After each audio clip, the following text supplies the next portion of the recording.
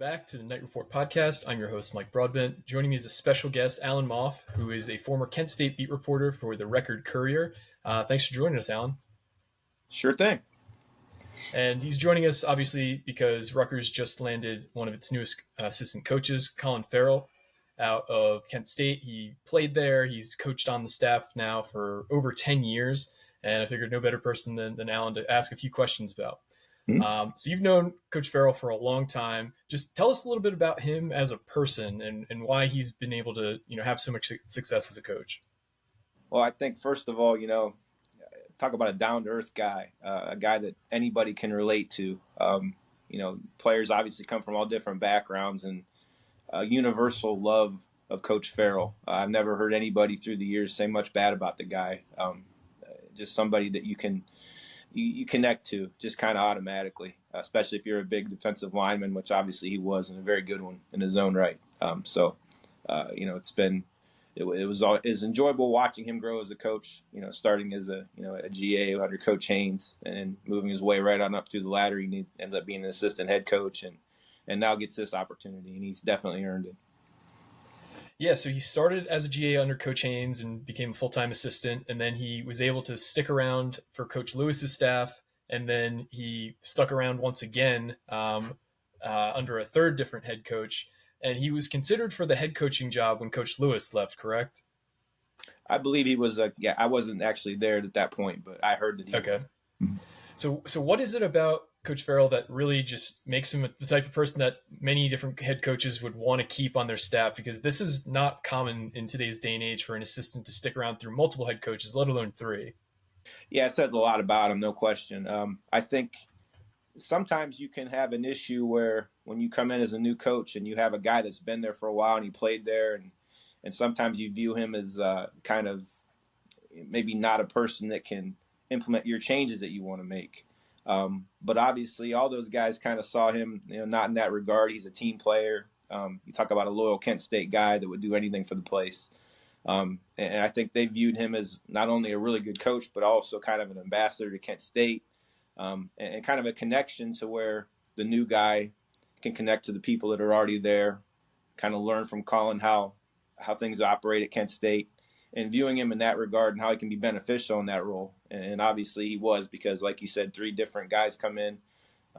Very rare that anybody is kept through one or two, let alone three guys. So I'm sure that they all talked about the staff that was left behind, and his name came up, and they all said things that deserved to be said about him and kept him on. And is Kent State kind of a unique place where there's a lot of quirks and you got to have a certain understanding of how the bureaucracy works? And he just had a good understanding of that. I see a smirk, and so maybe I kind of know my answer there. Right. Yeah.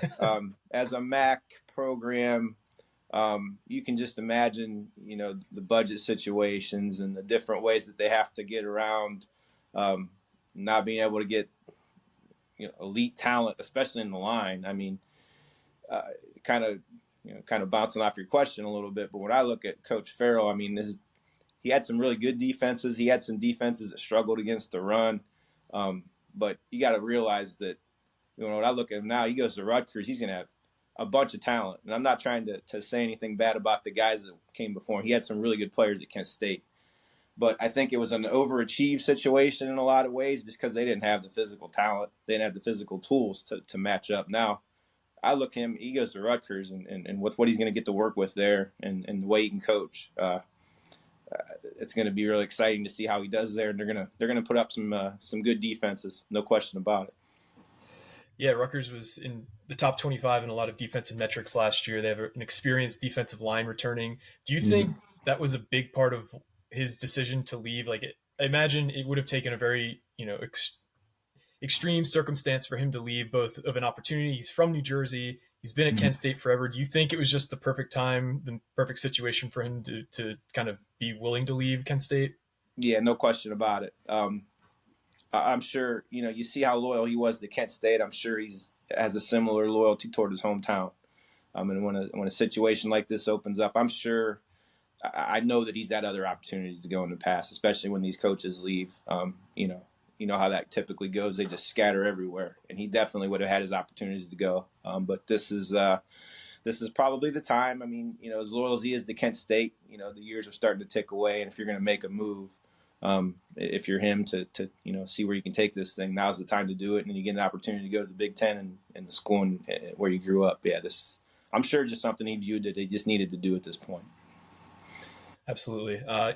Is there any examples that you can think of specifically where Coach Ferrell took a kid who was kind of raw or, not a highly recruited kid and developed him into one of the top players in the MAC? You could go across. I mean, like I said, I think he did a lot with the talent that he had. And again, not to, I just look at how undersized they were. I mean, if you're Kent State, sure, it's so hard to recruit size. So I think what they did, especially in the later stages under Coach Lewis especially, is they kind of went at it in a different way. They're like, we're not going to try to find 300-pound guys just to find 300-pound guys. We're going to get undersized guys, and we're going to try to do it differently. And the results were mixed. Certain teams, it was really hard to match up. But, yeah.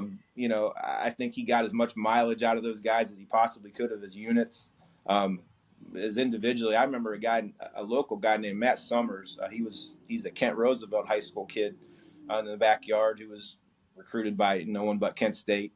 The first couple of years he's there, he doesn't do a whole lot. And by the end of his career, I remember especially the last several weeks when they're having a really good season, he's making plays all over the field.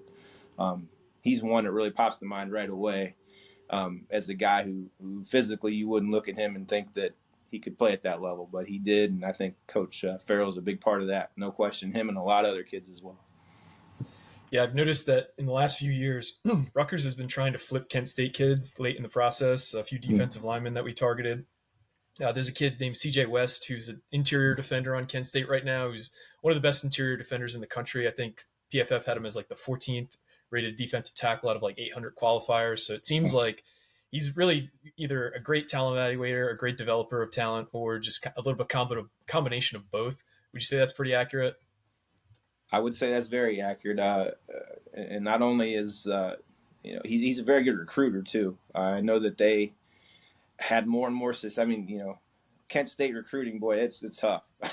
I mean, until Coach Lewis came around, you're talking about 2 winning seasons since the 70s. I mean, try to find kids to come to the program, especially locally, and with that kind of a resume, that's very difficult. But he was able to. They started getting more local kids that had some success, which was huge. The image of the school improved drastically, not only locally but nationwide. They've had some pretty good teams. Last year was a rough one, but and again, he's a big part of all that. No question, he's sitting right there in the middle of all that, and making sure guys that reach their potential, even probably beyond in some situations. Yeah, that's great to hear because Rutgers fans are a little worried that he hasn't really recruited at a high level, but you're laying out this case that it's incredibly difficult to actually recruit at a high level at Kent State. But it's also refreshing to hear that he's a great recruiter as well. So that's good news for Rutgers fans. Is there anything in closing that you'd like to kind of talk about? Maybe an anecdote, a funny story, anything that Rutgers fans should know that we haven't already discussed about Coach Ferrell?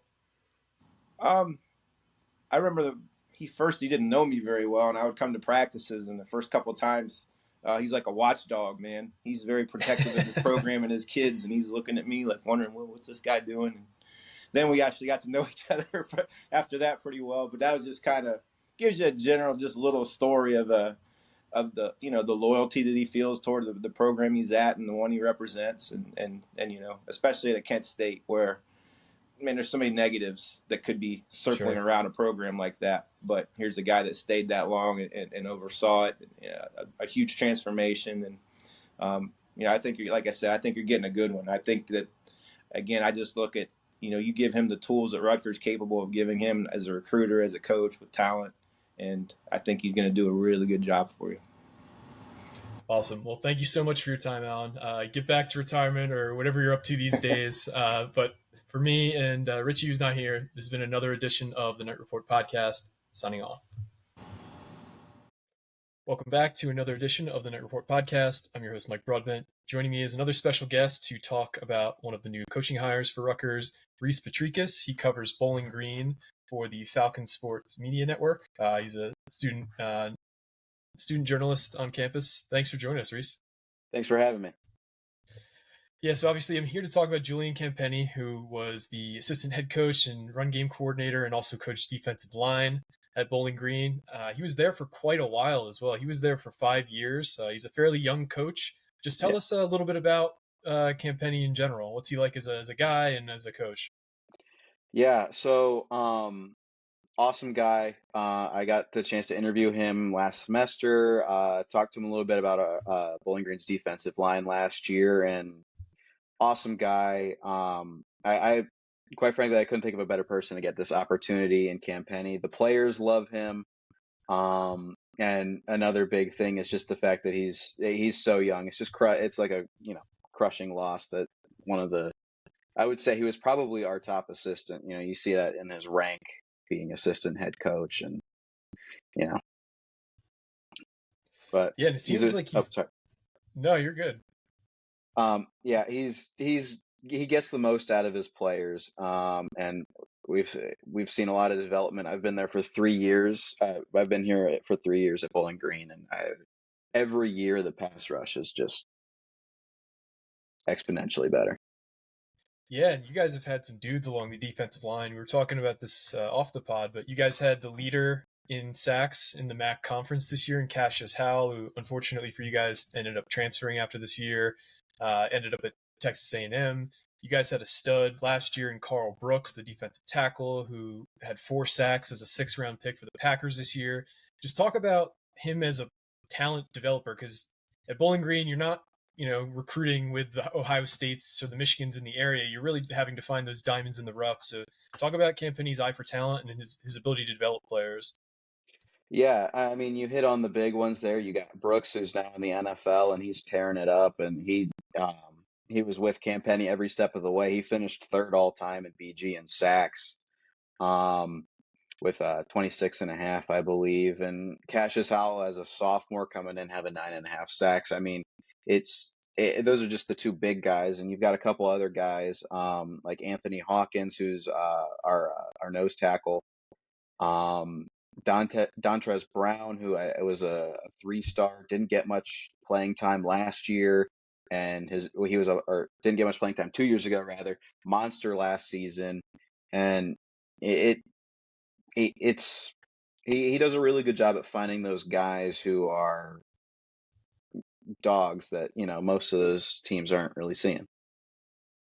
Yeah, and we were talking about this also at the pod. It sounded like you guys have regularly had one of the better pass rushes in the MAC conference. I mean, look no further than the Michigan game this year. We talked about this previously on here, but I mean, having 4 of Michigan's 5 turnovers this season come against Bowling Green early in the year, that's a huge testament to how good this defense was this year.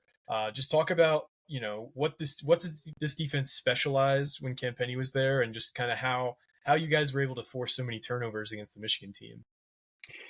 Yeah, so every coach says it's going to start up front, and it started up front. We had a nice rotation of edge rushers. Howell, Meach Hardiman before he went down in that Michigan game. They were very fast, very athletic, and the scheme that was going down really allowed them to play fast. And then the guys that we had rotating up front were maulers, big boys. They're from most of them are from like the just like mid Ohio, and um, everyone knows how those Midwestern boys develop. So yeah, yeah. Yeah, no, it's an impressive group for sure. Is there any kind of anecdotes about Campenni that Rutgers fans should be aware of? Just anything about him as a person, funny stories about him, just anything you could think of that comes to mind immediately when you think of Julian Campenni. The players all love him, from what I've heard. Enough to where he posted on Twitter or X, or whatever anyone calls it anymore. Carl Brooks sent him a signed jersey, a nice little message on it. The players buy into him as their position coach, and that's the big deal. And I think it also comes down to the fact that he was playing football less than 10 years. He was playing college football less than Yeah. 10 years ago. So he's able to relate to them a little bit better than some of the other guys in the college football world are. You know, Yeah, he had a similar path. He didn't go to the biggest school. He went to UConn. He developed himself through their program into a guy who got a cup of coffee in the NFL, and now he coached at his high school again after he graduated, and then he basically spent he spent a little bit of time as a GA at Boston College, but he spent yeah. almost the entire time since he's done been playing football at Bowling Green. So it kind of goes to show the impact he's made on the university and the program. But Rhys, really thank you for coming on. Where can we find you on your social media, and where can we find your work? You can find me on social media, Instagram, Twitter, at Rhys Patrykus, RhysPatrykus. And you can find some of my work on bgfalconmedia.com. You can go to Sports tab, click football, and you'll see my name there every 2-3 articles. And yeah. All right. Well, thanks so much for joining us, and for everybody Thank you for who's having me. listening. Of course, this has been another edition of the Knight Report podcast. Signing off.